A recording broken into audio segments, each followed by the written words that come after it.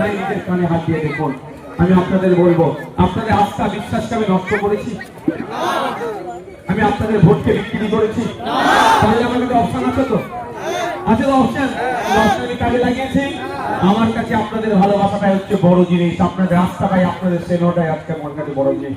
আমার একদিকে মন্ত্রিত্ব, অপরদিকে আপনাদের ভালোবাসা, একদিকে টাকা পয়সা, অপরদিকে আপনাদের ভালোবাসা, একদিকে আমাদের মিথ্যা মামলা, অপরদিকে আপনাদের স্নেহ।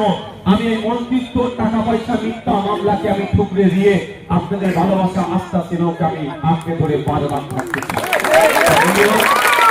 আজকে আপনারা 2021 সালে যে আশার আলো, আশা নামক বীজটাকে আপনারা বপন করেছিলেন, আশার যে বীজটা বপন করেছিলেন, সেই বীজ আজকে গাছে পরিণত হয়ে গিয়েছে, বড় বৃক্ষে পরিণত হয়েছে।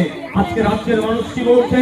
যা ভাইয়ের আমাদের এখানে আসুক, নওশাদ সিদ্দিকী আসুক, নওশাদ সিদ্দিকীর মতো আমরা পাস করিয়ে বিধানসভায় পাঠাবো। কাদের থেকে শিখছে? আপনাদের থেকে শিখছে।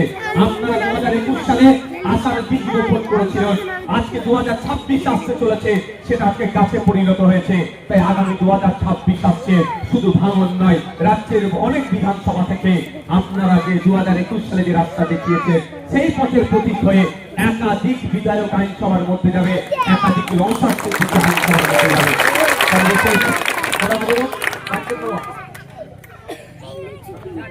সর্বশেষ একটা কথা বলি, তারপরে আপনাদের মতামত আমি দেবো। একটা কথা হচ্ছে এটাই, সেটা 2021 সালে বিজেপি চলে আসবে, বিজেপি চলে আসবে, বিজেপি চলে আসবে, বিজেপি চলে আসবে। বাবু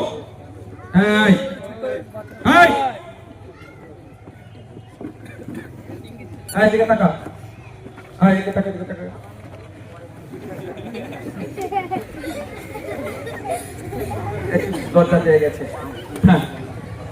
2021 সালে বিজেপি চলে আসবে বলে ভয় দেখানো হচ্ছিল, কিন্তু ভাঙড়ের মানুষ পুরোপুরি বিপক্ষে গিয়েছিল।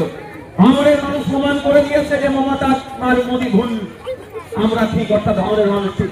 আজকে মানুষ হাত কামড়াচ্ছে যে ভাঙড়ের মানুষের মতো ভরসা করে যদি আজকে 10টা নওশাদ সিদ্দিকী পাঠাতাম, তাহলে এই দুর্দিন আমাদের দেখতে হতো না, মমতা ব্যানার্জি সাহস হতো না পশ্চিম বাংলায় ওয়াকাফ আইন। মানুষ যদি আপনারা আমাদের সুযোগ দেন, আমি কথা দিয়ে যাচ্ছি, যেমন মন্দির, মসজিদের মন্দির, দেবত্ব সম্পত্তি উদ্ধার করে দেবদেবীর নামে যেটা আছে সেটা সেবায়েতদের হাতে তুলে দেবো, একই ভাবে ওয়াকফ সম্পত্তি উদ্ধার করে মুতাওয়াল্লিদের নামে তুলে দেবো। অর্থাৎ আল্লাহ রাস্তায় যে সম্পত্তি দিয়েছে উদ্ধার করে আল্লাহ রাস্তায় যাতে কাজ হয় তার ব্যবস্থা করবো। দেবদেবীর নামে যে সম্পত্তি উৎসর্গ করেছিল, যেটা এখন রেহাত হয়েছে, সেটা উদ্ধার করে তাদের ধর্মীয় রীতি অনুযায়ী যাতে ঠিকঠাক ভাবে কাজ হয় তার ব্যবস্থা করবো। সমাজ নাকি আমি কাজ নিয়ে চলে যাচ্ছে, কাকে দিকে তাকানো প্রয়োজন।